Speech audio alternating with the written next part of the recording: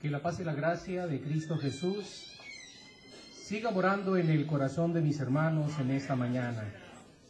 Ya nos ha permitido el Señor a través de esta consagración preparar nuestro corazón y pedirle al Señor que en esta mañana su presencia se haga manifiesta como lo hemos venido sintiendo en nuestro corazón, porque somos, por la gracia del Señor, la iglesia del Dios vivo. Servimos a un Dios el cual está presente. No necesita moverse el Señor para llegar, porque el Señor todo lo llena. El Señor no necesita correr, porque el Señor, hermanos, está en todo lugar. Y creo yo que si cada uno de nosotros le hemos pedido con fe, el Señor, hermanos, será con nosotros en esta mañana.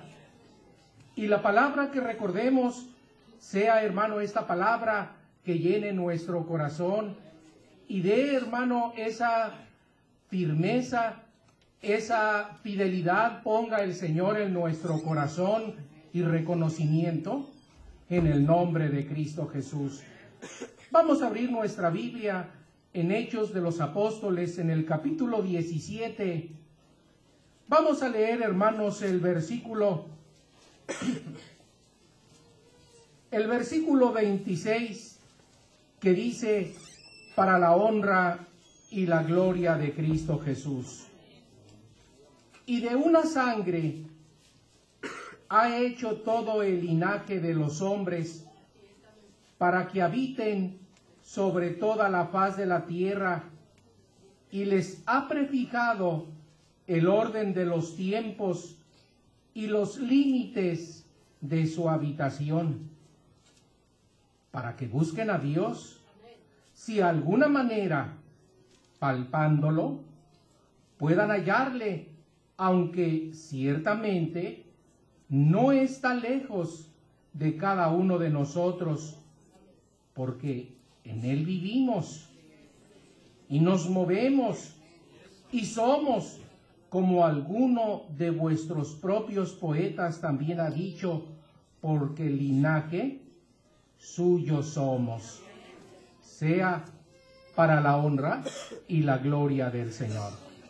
Puede tomar asiento la iglesia un momentito. Vamos, hermanos, con la ayuda del Señor a platicar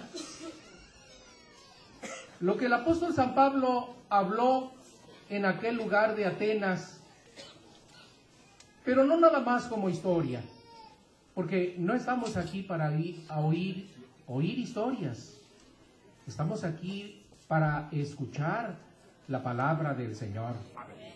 No estamos aquí, hermano, para oír versos o para oír palabras, nada más. Estamos aquí, hermano, porque queremos que el Señor sea el que toque nuestro corazón. Es porque queremos, hermanos, sentir su presencia. Es porque queremos cada uno de nosotros seguir perseverando en aquel que hemos creído y en aquel que hemos sentido. Y para ello, tu hermano quisiera, hermano, tomar las palabras que el apóstol San Pablo le dijo a aquellos atenienses. Tú recuerdas, ¿verdad?, que de tiempo antiguo Atenas era el lugar, hermanos, donde solía reunirse la gente sabia, la gente elocuente. Tenían allí, hermano, un lugar donde los oradores hablaban y empezaban a hablar sus grandes discursos, hablando de sus dioses, hablando del ser, hablando, hermano, del hombre, hablando de la humanidad, sabiduría y palabras de hombres. Pero no solamente esto, el apóstol San Pablo al verlo y al oírlo hacía que su corazón se enardeciera, sino había otra cosa, que los veía inclinados a la idolatría. El templo de ellos, el lugar de ellos, cada lugar tenía un dios, tenía el nombre de sus dioses. Veía un pueblo, hermano, entregado a la idolatría. entregado al conocimiento humano y terreno, lo que San Pablo llamaría después en las cartas que él enviaba a aquellos que le ayudaban. Él decía la sabiduría animal, terrena y diabólica, como después, hermanos, el apóstol Santiago lo da como testimonio. Sin embargo, sabía el Señor que había dado su vida. Sabía el apóstol San Pablo que el Señor amó al mundo, ¿verdad? Como lo dice el Señor Jesucristo por medio del apóstol Juan. De tal manera Dios amó al mundo que dio a su Hijo unigénito. Sabía el Señor, hermanos, que Él había amado al mundo y que si había gente idólatras, Él quería que dejaran la idolatría. Que si había gente que se había entorpecido por la sabiduría de los hombres y lo hacía que el hombre se creyera y que con el conocimiento humano que él había recibido pudiera él menospreciar el poder de Dios, el hombre entendiera su camino. Por eso el apóstol San Pablo les habla a aquellos hombres, aunque sabios, aunque entendidos, aunque idólatras, les dice lo que acabamos de leer, para que busquen a Dios. ¿Qué era lo que pedía? Busquen a Dios. Podría decir la gente, pero ¿por qué buscarlo? Cuando estaban mirando aquella figura, ya sea de hombre, o ya sea mitad animal o mitad hombre, o aquella pintura, les decía el Señor, busquen a Dios. Y no está en esa escultura, o no está en esa pintura, o no está en el conocimiento humano, o en la sabiduría terrena. Decía el Señor, busquen a Dios. Pero ese Dios que Él venía a predicarles, al que no conocían, al que no sabían cuál era su nombre, porque ellos, por respeto, no querían, hermanos, violar o menospreciar alguna deidad que ellos desconocieran. Y por respeto, ellos pusieron un lugar especial para ese Dios que no conoce, para que no se ofenda, para que no descargue su ira con nosotros. El temor y el miedo carnal que a veces existe en el hombre por lo que puede venir o por lo que puede suceder, por lo que no puede controlar y no puede dominar. Saben que los dioses, de esos dioses que no conocen, de esos dioses que no distinguen, tal vez decían ellos por respeto, hay que poner un altar para que si de veras existen algunos dioses que no conocemos, esos dioses reciban un reconocimiento. San Pablo, hermano, tomando, ¿verdad?, la idea en el sentido, ¿verdad?, de respeto, o en el sentido, ¿verdad?, de reconocimiento por el temor, hermanos, de lo que pudiera pasar o lo que pudiera suceder. El apóstol San Pablo toma, ¿verdad?, esa posición y les dicen, yo entrando, ¿verdad?, en su templo, viendo los dioses que ustedes tienen en aquellas paredes o en aquellos lugares, por allí encontré un lugar donde ustedes tienen un Dios al cual no conocen. Ese Dios que ustedes no conocen es al que vengo yo a predicarles. Es el que vengo yo a enseñarles. Bendito sea el nombre del Señor. Ese Dios el cual dice es espíritu. Ese Dios el cual, hermanos, hizo los cielos y la tierra. Ese Dios el que puso y prefijó el tiempo, ¿verdad?, el tiempo de las cosas, y puso límite a nuestra habitación. Él quiere, ese Dios que ustedes no conocen, Él quiere que le busquen. De alguna manera palpando. Hay a veces, hermanos, que el ciego necesita palpar. A veces estamos tan ciegos. A veces carecemos de sentidos que no nos permiten sentir qué es lo que está a nuestro lado, porque para eso son los sentidos.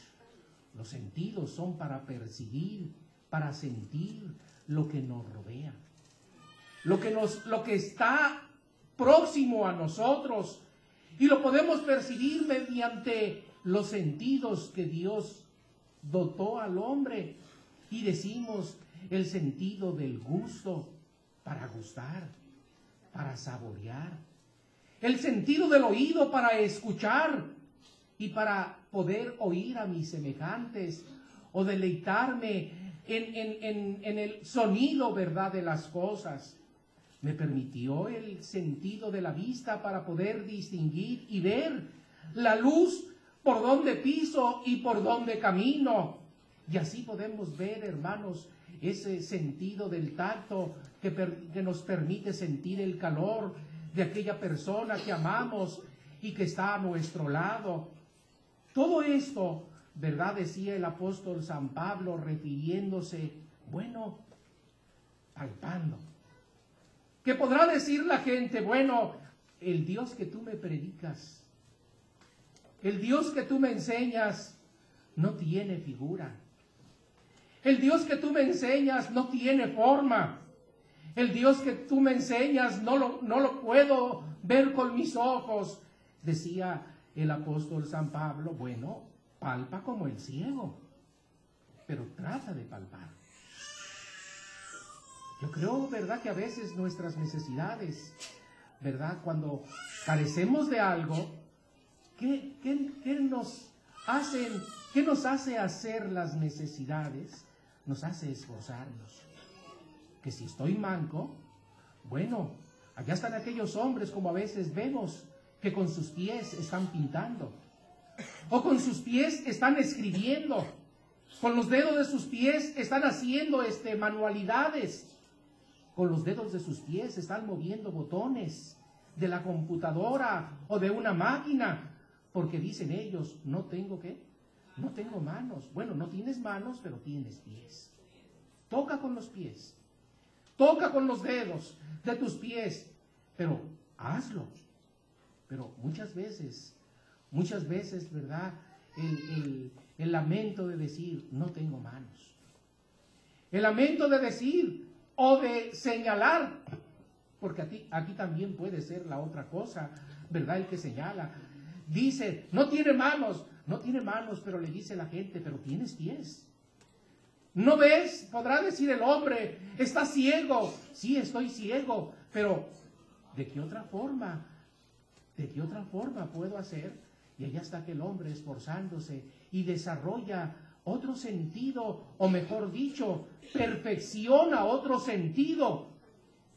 Y hablo, ¿verdad?, de su oído, o hablo de su tacto, que los ciegos, ¿verdad?, que no pueden ver, ¿qué hacen por la necesidad?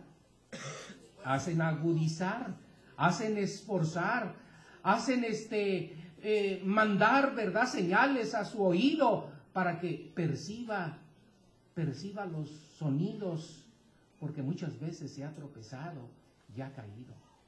Muchas veces no ha escuchado el ruido del carro que pasa, o el hombre, ¿verdad?, que se está aproximando y tropieza con él. Su misma necesidad, ¿verdad?, ordena a su cerebro, a su cuerpo, para que mande, y está